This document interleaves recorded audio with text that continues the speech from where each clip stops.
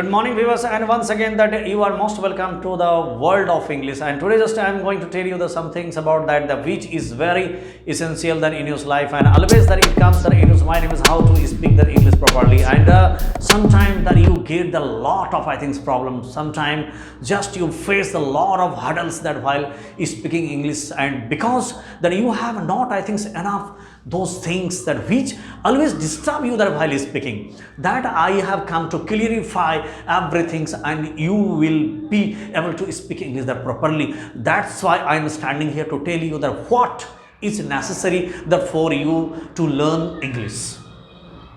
कभी कभी ऐसा होता है मेरे दोस्तों कि आप अंग्रेजी सीखना चाहते हैं, लेकिन कभी कभी आप बीच में आकर के फंस जाते हैं।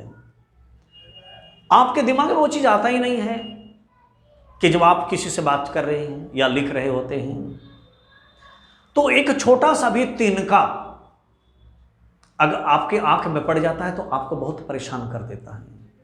छोटा ही है। उसी प्रकार अंग्रेजी में भी एक छोटा सा कोई चीज आपको बीच में नहीं आता है तो आप वहां रुक जाते हैं, आपका वो मार्ग को बाधित करता है।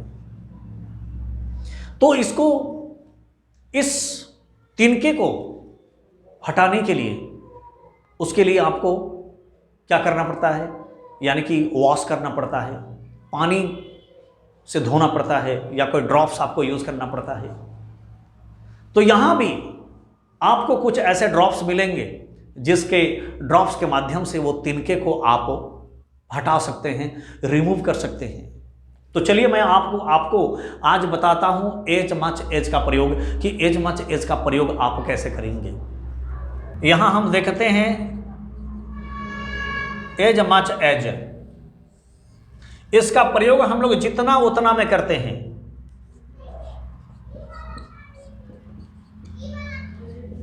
जितना उतना, जितना तुम जानते हो उतना मैं भी जानता हूं, जितना तुम खाते हो उतना मैं खाता हूं, जितना तुम बोलते हो उतना मैं नहीं बोलता हूं, जितना आप समझदार हैं उतना मैं समझदार नहीं हूं। इस तरह के सेंटेंस आप बनाते हैं, आपको बोलना होता है कहीं कहीं।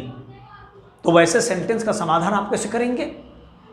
तो उसके माध्यम से मैं आपको यहां समाधान दे रहा हूं कि जब कभी आपको ऐसे सेंटेंस बोलना पड़ा तो आप वहां पर एज मच एज को इनवाइट करेंगे, उसको आमंत्रित करेंगे, और ये आमंत्रण स्वीकार करेगा और आपकी समस्या का हल करेगा। जैसे हम बोलेंगे as much as you no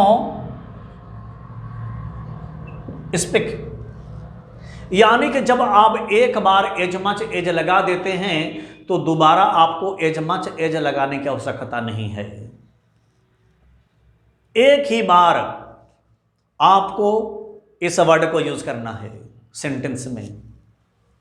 as much as you know speak, यानी कि जितना तुम जानते हो उतना ही बोलो।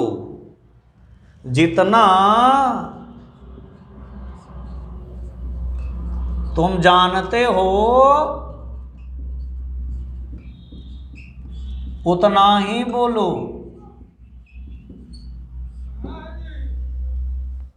बात करेंगे as much as he it's I don't, इसका अर्थ क्या हो गया कि जितना वह खाता है उतना मैं नहीं खाता हूं। यानी कि आप अगर एक ही वर्ब को यूज करते हैं दोनों सेंटेंस में तो आपको अलग से और बाद में इट लगाने की आवश्यकता नहीं है। आप एक बार जो वर्ब आपने यूज किया, बस एक ही बार आपको वर्ब यूज करना है। सेम वर्ब आपको अगर बोलना पड़ता है तो एक वर्ब को बाद में आने वाले वर्ब को उसको रख देना पड़ता है, यानी कि उसको इस्तेमाल नहीं करना होता है, उसका लोप कर देते हैं। तो यहां अर्थ क्या हो जाता है, जितना वह खाता है उतना मैं नहीं खाता हूँ। तो यहाँ आप देखेंगे कि जितना वह खाता है उतना मैं नहीं खाता हूँ, यानी कि हिंदी में आपको पूरा बोलना पड़ता है। और जब इसको अंग्रेजी में आप बोलने के लिए आते हैं तो बस आप इतना ही बोल के चुप हो जाएं कि as much as he it's I don't, बस आई डोंट इट लगाने की आवश्यकता नहीं है। एक बार आपने इट का जिक्र किया फिर दोबारा आपको इट नहीं बोलना है। As much as your father is sensible,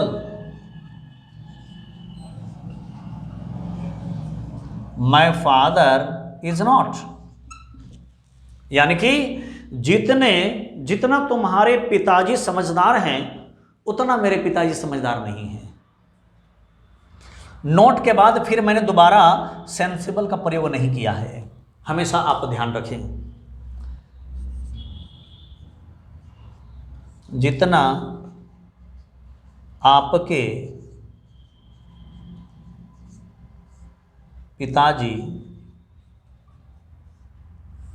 समझदार हैं उतना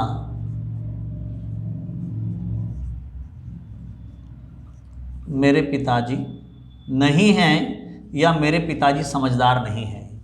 इस प्रकार आप देखते हैं कि एज मच एज का प्रयोग आप कैसे करते हैं जब कभी आपको इसकी आवश्यकता हो, इस तरह के सेंटेंस आपको बोलना पड़े तो आप ये एज मच एज का प्रयोग करें।